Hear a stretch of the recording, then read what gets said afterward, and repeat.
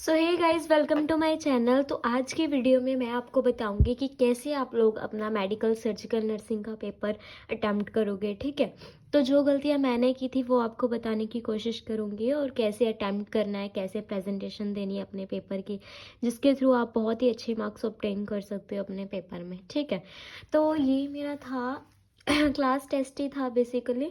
ठीक है, तो मैं आपको दिखाती हूँ कि कैसे मैंने अटेम्प्ट किया था, फिर भी इतने कम मार्क्स आए। ठीक है, और मैंने क्या क्या गलतियाँ की है जो आप लोगों ने बिल्कुल भी नहीं करनी।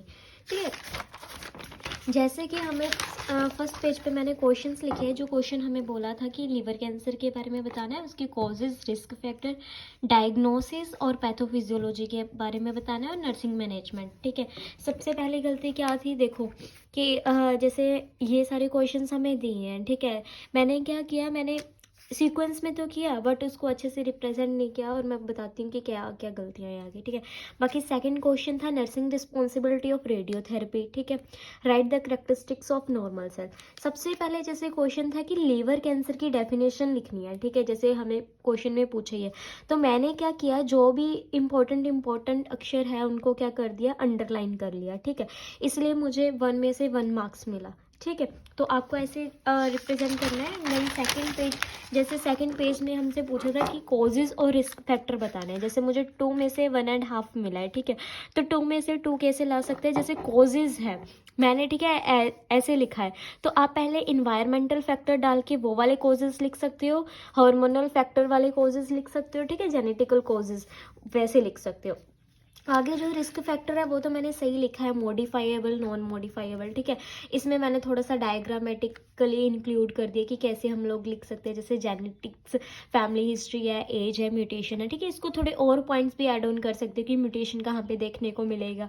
क्लियर है, और यहाँ पे मॉडिफाइएबल रिस्क फैक्टर्स है, इनको थोड़ा सा अंडरलाइन कर सकते हो। क्लियर, जैसे मेरे 2 में से 1.5 आए, तो आप लोग कोशिश कर सकते हो 2 में से 2 लाने की। ओके, और आगे जैसे कि ये क्वेश्चन था क्लिनिकल सॉरी पैथोफिजियोलॉजी। ठीक है, तो इसमें बोला था मैम ने कि आपने पैथोफिजियोलॉजी लिखनी है। मैंने लिखने की कोशिश की अपनी तरफ से बेस्ट।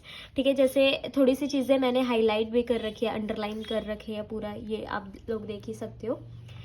ठीक है, ऐसे बॉक्स वगैरह बना के प्रेजेंटेशन के लिए अच्छा लगता है, जैसे मैंने कर रखा है, तो आप लोग ऐसे भी बना सकते हो। और फ्लो चार्ट में जितना करोगे, रेदर देन आप कि पेज भरे जा रहे हो, वैसे करने से अच्छा है कि आप ऐसे फ्लो चार्ट में करो। ठीक है, और एक चीज़ मैं भूल गई थी कि पैथोफिजियो के साथ हमने क्लिनिकल मैनिफेस्टेशन लिखने के लिए बोला था, जो कि मैं भूल गई थी, इसलिए नहीं लिखा, अदरवाइज मैं लिख देती।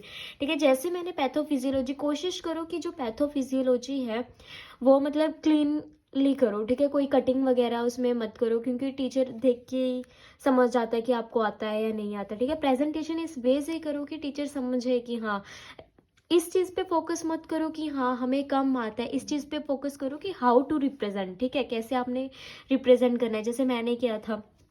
क्लियर है, आगे हाँ, यहाँ पे सबसे बड़ी गलती जो मैंने की है, जैसे हमारा क्वेश्चन था nursing management with a patient for liver cancer. ठीक है, जैसे मैंने यहाँ पे प्री ऑपरेटिव डायग्नोसिस लिखी है। ठीक है, तो मैंने देखो पहले जो डायग्नोसिस है उसको 2 पार्ट्स में डिवाइड किया है, प्री ऑपरेटिव डायग्नोसिस और जो पीछे लिखा है that is post operative diagnosis. ठीक है, अब देखो जो यहाँ पे मेरे मार्क्स कटे हैं, 5 में से 3.5 क्यों मिला है मुझे, अगर मैं, जैसे मैंने लिखा है फियर रिलेटेड टू ट्रीटमेंट। ठीक है, जैसे मैंने एक डायग्नोसिस लिखी है तो उसके नीचे उसकी इंटरवेंशंस लिखनी है, अगर मैंने सेकंड डायग्नोस लिखा है तो उसके नीचे उसकी इंटरवेंशन लिखनी है। ये नहीं कि सारे डायग्नोसिस एक साथ लिख दिए और इंटरवेंशंस एक साथ लिख दिए। ठीक है, ऐसे थोड़ा गलत इंप्रेशन पड़ता है। और आप लोग जैसे ये देखो कि फियर रिलेटेड टू ट्रीटमेंट मैंने 2 बार लिखा है। ठीक है, तो आप इसको अवॉइड कर सकते हो कि एक ही अक्षर को बार बार रिपीट करना आप अवॉइड कर सकते हो। क्लियर है, आगे यही पेज है मैंने, ठीक है, नर्सिंग डायग्नोसिस वाला। उसके बाद थी हमारा रेडियोथेरेपी का क्वेश्चन था कि आप कैसे डील करोगे, जो नर्सिंग रिस्पॉन्सिबिलिटी क्या है रेडियोथेरेपी की। तो सबसे पहले रेडियोथेरेपी के बारे में लिखा कि रेडियोथेरेपी होती क्या है। ठीक है, उसके बाद जो उसके टाइप्स है उसको मैंने हाईलाइट कर दिया, टेलीथेरेपी एंड ब्रैकीथेरेपी। ठीक है, और जो उसकी फर्दर टाइप्स है उनको मैंने एज अ डिफरेंस फॉर्म में बना के लिख दिया कि क्या क्या होती है ये टाइप्स। ठीक है, उसके बाद फिर नर्सिंग रिस्पॉन्सिबिलिटीज जो मैंने गलती की है, देखो 5 में से मुझे 2.5 मार्क्स मिला, जबकि मैंने यहाँ से शुरू किया था रेडियोथेरेपी। ठीक है, इसके टाइप्स टाइप्स भी लिखी थी, और उसके बाद नर्सिंग रिस्पॉन्सिबिलिटीज़ मैंने कितनी लिखी थी, एटलीस्ट 15 लिखी थी। फिर भी मुझे 2.5 मार्क्स क्यों मिला, क्योंकि देखो जो नर्सिंग रिस्पॉन्सिबिलिटीज़ है उसमें भी हम लोग नर्सिंग डायग्नोसिस ऐड कर सकते हैं। डायग्नोस लिखने के बाद उसकी इंटरवेंशन लिख सकते हैं, ठीक है, रेदर देन कि जैसे मैंने ऐसे पॉइंट्स में बना बना के लिखा। तो ये चीज़ मैंने मैम से पूछी थी कि क्या how to represent this nursing responsibilities की कैसे लिखना होता है, ठीक है। आज मुझे भी पता लग गया कि जो नर्सिंग रिस्पॉन्सिबिलिटीज़ है उसमें हम लोग डायग्नोसिस भी लिखते हैं प्लस इंटरवेंशंस। क्लियर है, ये नहीं कि हाँ सिर्फ इंटरवेंशंस लिख दी, मैंने जस्ट इंटरवेंशन लिखी थी, ठीक है। इसलिए मुझे 5 में से 2.5 मार्क्स मिला, और मुझे बहुत ही दुख भी हुआ कि हाँ चलो जो चीज़ हमें पता होती है और फिर भी हम वो चीज़ ना लिखे तो थोड़ा दुख तो होता ही है, ठीक है। तो आप लोग देख सकते हो इसको। और फिर एक क्वेश्चन आया था हमें कि right the characteristics of normal sales, ठीक है। मुझे इतना अच्छे से तो नहीं पता था, लेकिन जितना मुझे नॉर्मल सेल के बारे में पता था मैंने उसके बारे में सब कुछ लिख दिया। और कोशिश करो कि जिस टॉपिक के बारे में थोड़ा सा भी डायग्रामेटिकली कुछ नॉलेज है आपको, उसको बनाने की कोशिश करो। तो यहाँ पे मैंने नॉर्मल सेल का डायग्राम भी बना दिया, ठीक है।